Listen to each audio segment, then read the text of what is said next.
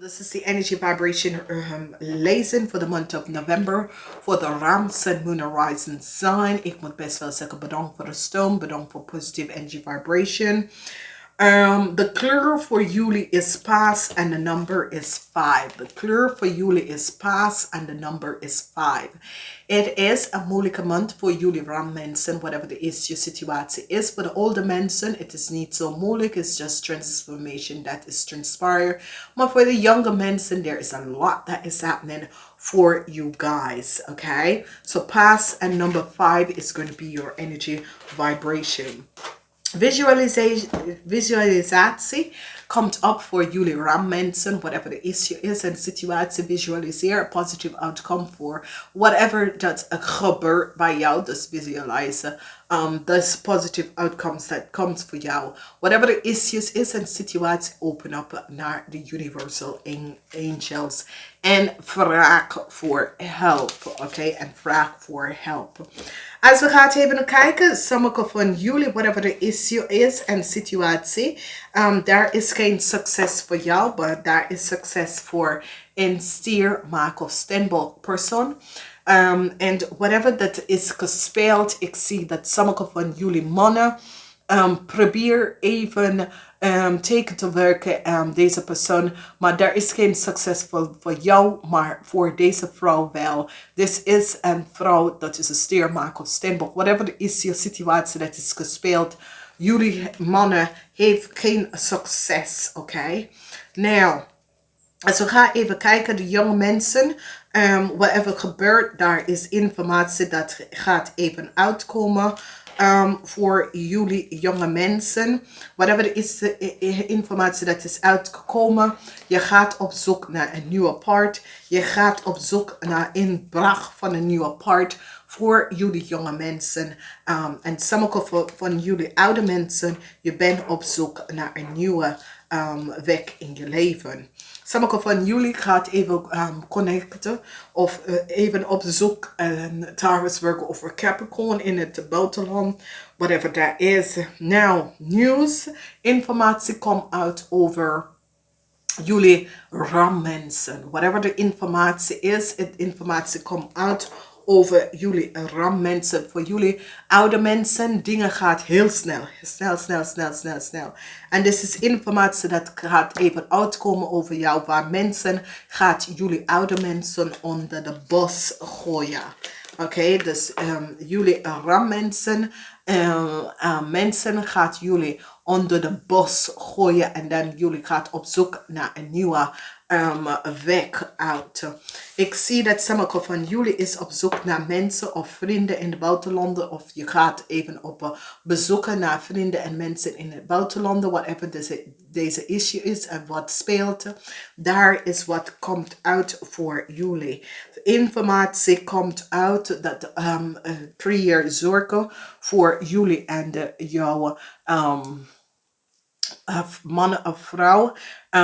En sommige van jullie moeten een beslissing hierover gaan maken, over je relatie, whatever dat gebeurt, jullie moeten een beslissing gaan maken over jullie relatie. Dus whatever dat is gespeeld, ik zie conflict tussen u en je partner en jullie moeten op zoek iets gaan opzoeken. Daar kan deceptiveness, dat komt van je partner af en je gaat even uitvinden en dat creëert conflict, oké? Dus realiseer dat. Nou, voor sommige van jullie, een issue met een organisatie, een long-term issue met een organisatie, maak zorgen voor sommige van jullie. Een long-term issue met de organisatie, maak zorgen voor sommige van jullie. Now, whatever the deceptiveness, sommige van jullie have some deceptive dingen gedaan. And now there is conflicts. Dus jullie mensen have some deceptive dingen gedaan. En nu is er een groot conflict omdat het is allemaal boven water gekomen. Heel veel zorgen. Deze zorgen hebben mee te maken met een long-term issue. Met mensen, long-term issue in de organisatie. En dit gaat nou tot een eind brengt, oké? Jonge mensen met werk, het komt tot een eind van werken. je contract wordt niet verlengen. Dus whatever dat is gespeeld tussen u en je werkgever voor jongere mensen. Je contract wordt niet verlengen. En nou moet je een beslissing gaan maken. Nou moeten jullie een beslissing gaan maken. Oké? Daar is deceptive. Sommige van jullie wordt sluis en deceptive, de jonge mensen. Dus word voorzichtig omdat dat gaat gebeuren.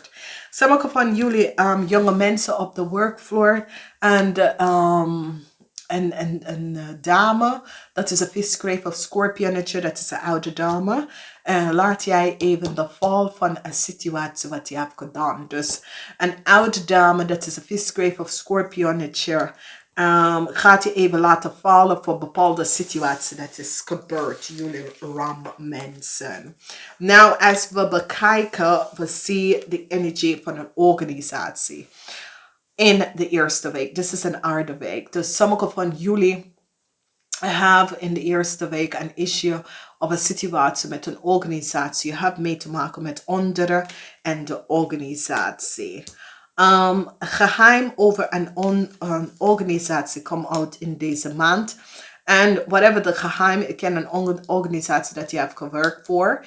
En je gaat beslissen als je gaat verder of niet in de maand van november. Oké?